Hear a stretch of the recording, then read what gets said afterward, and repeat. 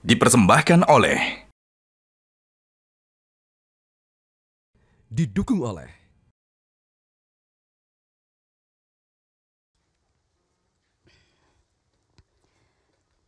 Dan hadirin sekalian, kini saatnya kita membuka rangkaian acara pada hari ini. Dan inilah Indonesia Property Forum 2025, Resilience and Emerging Together.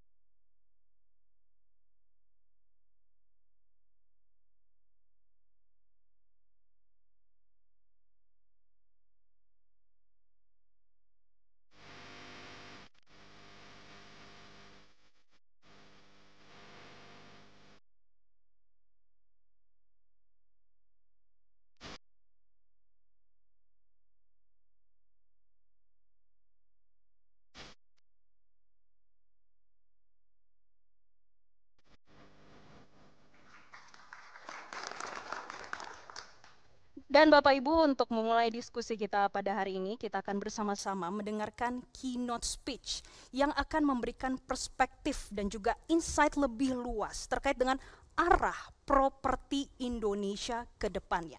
Hadirin sekalian, mari langsung saja kita sambut dengan hormat Menteri Perumahan dan Kawasan Permukiman Republik Indonesia, Bapak Marwarar Sirait. Kami persilakan untuk maju, Bapak.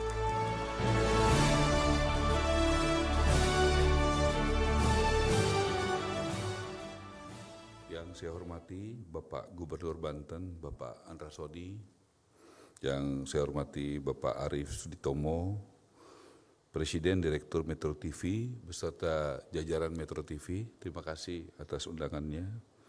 Yang kami hormati Pak Nono Sampono, Direktur Utama Agung Sedayu Group.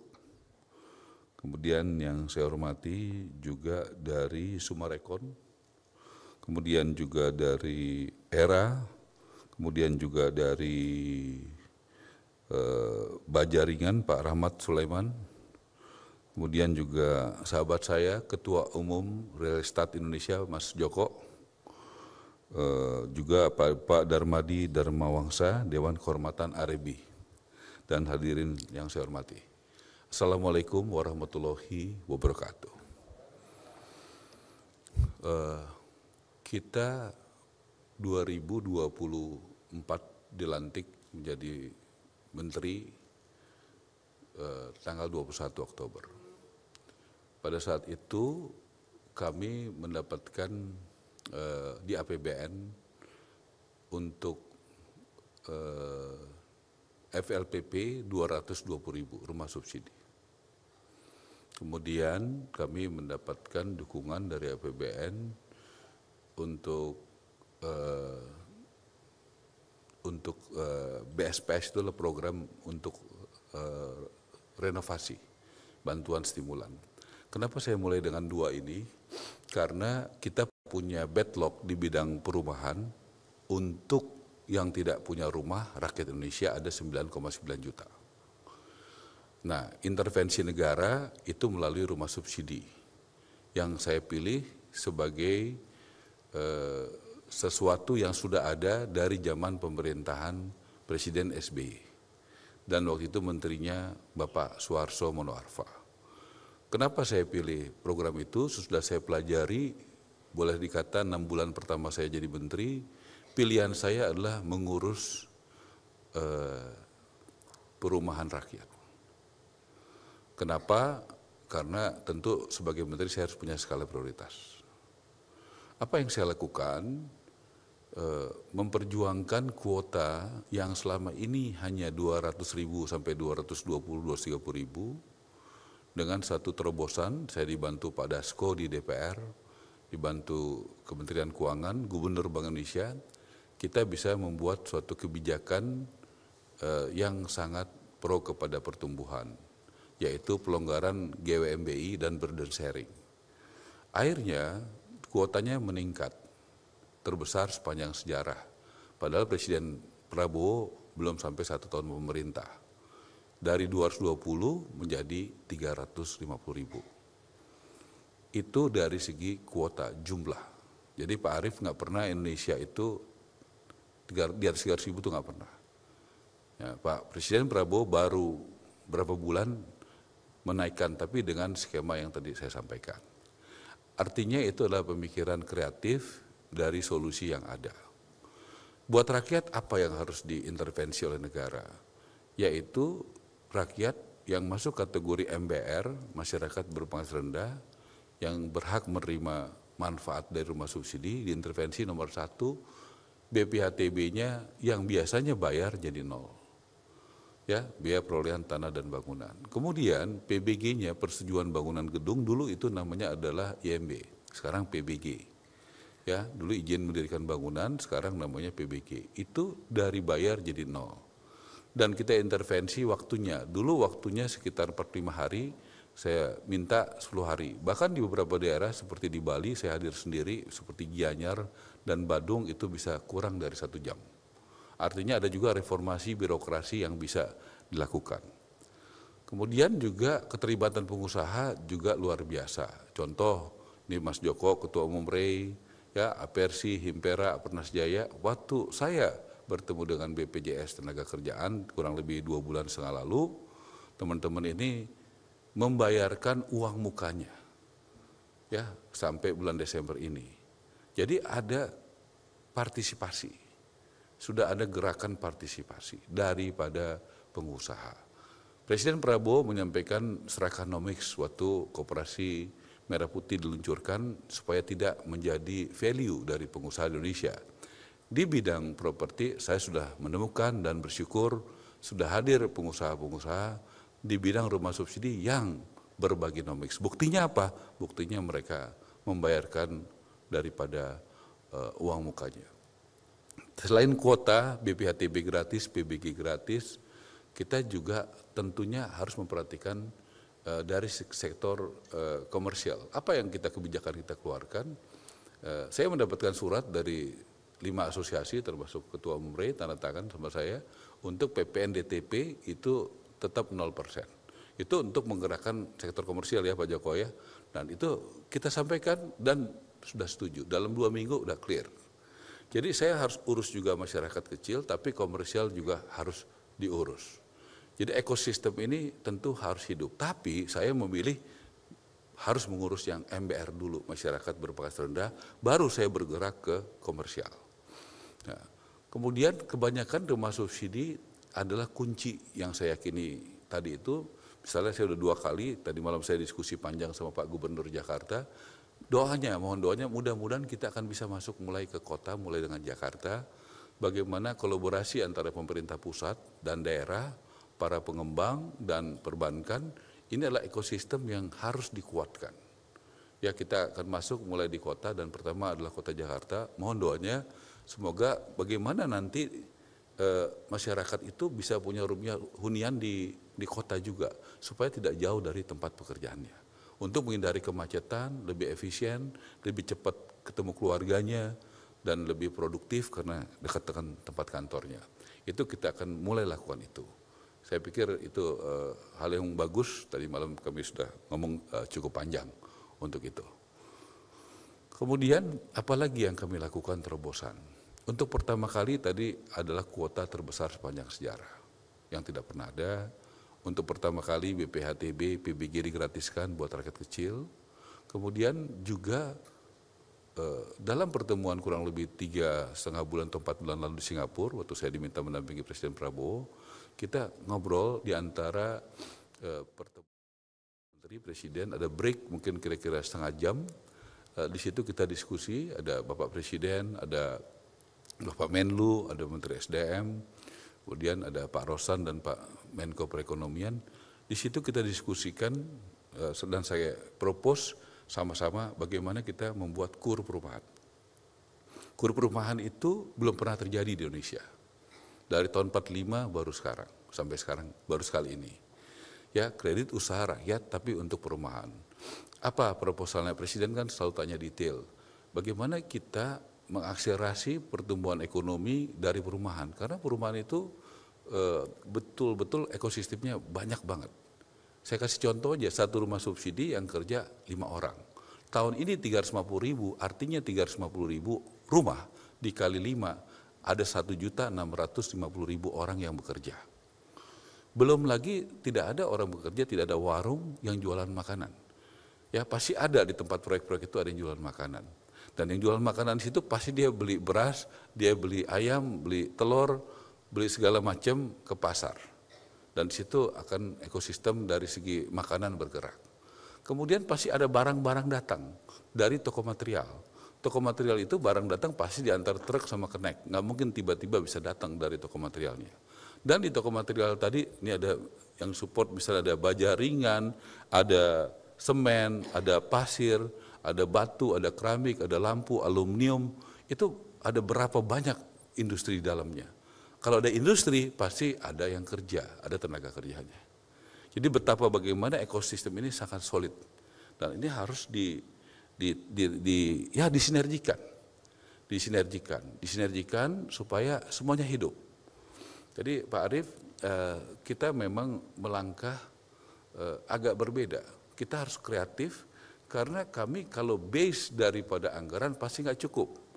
Ya, tadi saya sampaikan tadi, misalnya tahun ini kalau base anggaran APBN pertama, yaitu rumah subsidinya cuma 200.000. Tapi berkat dukungan semua pihak yang saya sampaikan tadi, bisa jadi 350.000. Ya, nggak bisa kalau Pak Dasko, Gubernur BI, Menteri Keuangan nggak support, nggak bisa. Jadi itu ekosistem yang terjadi gitu loh di sini. Kur perumahan, apakah itu kewenangan saya? Tidak, itu kewenangan Menko Perekonomian dan Danantara. Tapi bisa didukung untuk kepentingan perumahan. PPN ditanggung pemerintah, itu kewenangan siapa? Kementerian Keuangan, bukan kewenangan saya. Tapi bisa membantu daripada bidang kita. Itu namanya ekosistem. BPHTB sama PBG, apakah kewenangan saya? Tidak, itu kewenangan dari kepala daerah. Makanya harus ada peraturan kepala daerahnya, perkadanya. Gitu. Jadi kita itu terbatas kewenangannya, yang tidak terbatas adalah pikiran, ide, kepercayaan, dan networking kita. Jangan kita terbatas anggaran, tapi kita terbatas kepercayaan, ide, gagasan, dan networking kita. Itu justru yang memagari kita. Ini Mas Doni dari Kadin juga banyak bantu saya. Saya pikir juga butuh pikiran-pikiran yang cerdas. Contoh sekarang sedang dibahas konsep rent to own yang di-endorse oleh Ketua Umum Apersi, ya Bung Junedi. Saya juga nanti minta Mas Joko sampaikan pikiran-pikiran yang terobosan. Saya tidak keberatan, pikiran itu, ide itu bisa datang dari siapa saja. Yang penting itu masuk dalam suatu diskusi yang mendalam, stakeholder ekosistem dilibatkan, pastikan bagi saya yang penting 3. Satu, apa dari ide, dari sebuah kebijakan, dari sebuah keputusan, manfaatnya bagi negara. Kedua, apa manfaatnya bagi rakyat. Ketiga, bagi dunia usaha. Selama saya jadi menteri, 3 ini pasti akan menjadi pertimbangan utama. Tentu keseimbangan dari 3 tadi, itulah yang penting. Tidak mungkin kita misalnya contoh, hanya mengutamakan kepentingan pengusaha tanpa mempertimbangkan kepentingan rakyat. Kayak saya bangga betul sama Presiden, Selasa lalu diputuskan dalam rapat, ada Menteri Keuangan, saya dan Menko Perekonomian, Menseknek dan Menseskap, di situ ada usulan untuk kenaikan bunga FLPP. Dan didiskusikan bahwa dengan mempertimbangkan berbagai hal, apalagi ini program andalan, bahwa tahun ini tidak ada kenaikan bunga untuk rumah subsidi. Ini adalah hal-hal yang strategis yang diputuskan bahwa negara berpihak kepada rakyat, negara hadir, negara tidak menaikkan suku bunga. Nah, itu kita benar-benar melihat Presiden Prabowo dilihat bukan dari pidatonya saja, tapi dari keputusan-keputusannya. Apakah keputusan Presiden Prabowo pro rakyat atau tidak? Dengan apa yang saya sampaikan tadi, tidak menaikkan bunga rumah subsidi, dengan menggratiskan BPHTB dan PBG, dengan meningkatkan kuota sepanjang sejarah untuk rumah subsidi yang biasa 220 ribuan menjadi 350 ribuan, saya rasa kita sudah dalam track yang benar, yaitu pro rakyat. Nah, tetapi juga harus pro bisnis. Pro bisnis ini tadi silakan teman-teman ya Ray, Kadin, ya, industri, ya. Walaupun saya katakan tadi jujur, saya harus memprioritaskan yang masyarakat berpenghasilan rendah dulu, rumah subsidi dulu, baru saya masuk ke yang komersial. Jadi kalau ada ide-ide gagasan, please datang ke saya. Kalau boleh sudah siap idenya, ya, aturannya apa? Kita sudah terlalu banyak membuat atau merubah aturan yang ada, tapi untuk kepentingan negara dan kepentingan rakyat dan dunia usaha. Tanpa ragu-ragu, saya sebagai menteri justru melakukan itu, dan karena saya belajar dari Presiden Prabowo. Dari mana saya belajar? Bagaimana beliau membuat Danantara. Bagaimana selalu dikatakan kita punya uang dari dividen BUMN. Kita punya kekayaan alam, kita punya emas, kita punya nikel. Kita harus lakukan hilirisasi, kita punya leadership yang kuat. Oke, aturannya menghalangi kita untuk berbuat baik, ya kita revisi undang-undang BUMN-nya. Bukan kita merevisi cita-citanya, misinya, value-nya. Tetapi kita revisi aturannya yang menghambat kita berbuat baik. Metro TV, terima kasih. Saya hari Senin pertama kali mohon doanya mengundang Presiden untuk hadir di acara akad 25.000 rumah subsidi. Ya, di Bogor, jam 2 siang, dan TV-nya Metro TV, ya, yang live, ya. Jadi saya ingin sekali menyampaikan inilah produk unggulan perumahan untuk rakyat, yaitu rumah subsidi, ya. Di situ banyak cerita, ya, junior-juniornya Mas Joko, ada Angga yang 7 bulan lalu yang perumahannya kita tempati, dia 7 tahun lalu adalah seorang office boy.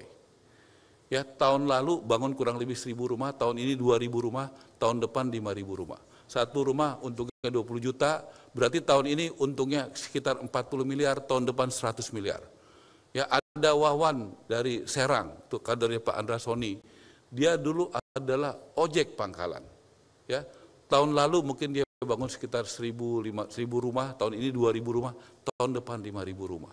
Ya, seorang mantan ojek pangkalan, seorang mantan office boy, ya, di zaman Presiden Prabowo bisa menyala menjadi pengusaha yang hebat dengan proses yang benar. Ini harus kita ciptakan untuk pemerataan.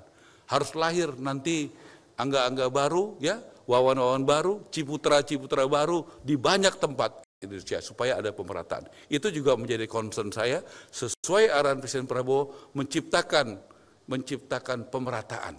Bagaimana tumbuh pengusaha-pengusaha daerah sehingga Indonesia akan, ya, bagus.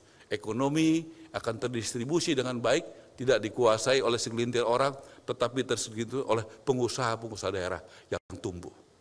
Saya rasa itu dari saya. Mohon doanya, tahun ini kita juga terima kasih. Ada beberapa yang harus saya sampaikan. Rumah subsidi biasanya mensubsidi adalah negara. 2 bulan lalu ada konfirmasi dari sebuah bank yang mensubsidinya adalah bank swasta itu. Gitu, ya, saya sebut aja BCA. Ya, nggak apa-apa, terbuka karena sudah saya sampaikan. Gitu. Kemudian bagaimana sampai hari ini sudah ribuan rumah sedang direnovasi, ya, dan itu dari perusahaan-perusahaan besar. Yang paling besar itu dari Yayasan Buddha Suci, ya, itu 4.000 rumah sedang berjalan tanpa uang negara, termasuk di tempatnya Pak Andra Soni minggu lalu saya datang. Kemudian dari Kadin, Mas Anin, ya, dari beberapa perusahaan, ada Sumarekon, ada Ciputra, ya, semua bergerak, Astra, Triputra. Ya, kita tidak terima uang, kita tidak terima tanah, tapi bangun, renovasi, dan doain mudah-mudahan bulan depan pertama kali dari swasta, ya, bulan depan, ya, paling lama, ya, saya sudah persiapkan, ya, kita ada 250 rumah di Kabupaten Tangerang yang diberikan secara gratis buat rakyat Indonesia. Itu kita akan buat bagaimana kepedulian ini bisa terjadi. Kepedulian sosial. Saya baru datang dari acara Ray, terkumpul berapa Mas kemarin? 5? Nah, 6,5. Bagaimana pengusaha-pengusaha di Ray juga mau bergotong royong untuk melakukan, nanti bentuknya silakan Mas, apakah renovasi apa, ya, tepat sasaran. Jadi kegotong royongan ini di sektor properti luar biasa. Mas Arief, Terima kasih Anda sudah bisa bikin crowd it, datang ke sini. Ada Ray, ada gubernur yang hebat, ada pengusaha-pengusaha yang hebat, ada media yang hebat, ada bank yang hebat. Ini namanya crowd it, ya. Bagaimana mengumpulkan, dan itu butuh kepercayaan. Ya, udah ngumpulin Metro TV dapat duit lagi, luar biasa. Tepuk tangan buat Metro TV, ya. Jadi itu yang luar biasa aja dari TV itu kan, ya Pak Andrasoni, ya. Jadi itu kelebihannya, udah ngumpulin dapat iklan lagi, ya. Semoga Metro TV makin maju. Ya, saya mohon maaf kalau masih banyak kekurangan, mohon doanya dan doakan kami. Ini waktunya kami mengabdi bagi rakyat Indonesia. Terima kasih. Wassalamualaikum warahmatullahi wabarakatuh. Waalaikumsalam warahmatullahi wabarakatuh. Terima kasih Bapak Marwara Sirait selaku Menteri Perumahan dan Kawasan Pemukiman Republik Indonesia. Pak Ara, kami persilakan untuk kembali maju ke depan Pak, ke atas panggung, karena kami akan memberikan cindera mata sebagai ungkapan terima kasih atas kehadiran dan juga keynote speech-nya yang memberikan insight yang disampaikan dalam Indonesia Property Forum pada hari ini. Dan langsung saja kami persilakan Presiden Director Metro TV Bapak Arief Suditomo untuk menyerahkan cindera mata kepada Bapak Menteri Perumahan dan Kawasan Permukiman Republik Indonesia Bapak Marwara Sirait. Kami persilakan.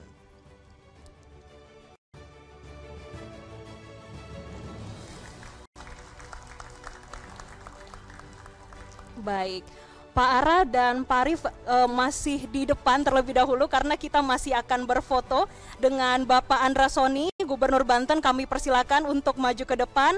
Kemudian Bapak Nono Sampono, Direktur Utama Agung Sedayu Group. Bapak Joko Suranto, Ketua Umum Dewan Pimpinan Pusat Real Estate Indonesia, Bapak Darmadi Darmawangsa, Dewan Kehormatan Arebi, dan juga Bapak Rahmat Sulaiman, General Manager Project Kencana. Kami akan mengabadikan momen ini dan saat ini kita akan foto bersama. Ke kamera, 3, 2, 1. Sudah cukup teman-teman? Oke, baik. Sudah cukup. Terima kasih Bapak Marwara Sirait sudah memberikan insight-nya pada Indonesia Property Forum pada siang hari ini. Kami persilakan untuk melanjutkan kegiatan dan terima kasih Bapak-Bapak juga sudah maju ke depan untuk berfoto bersama.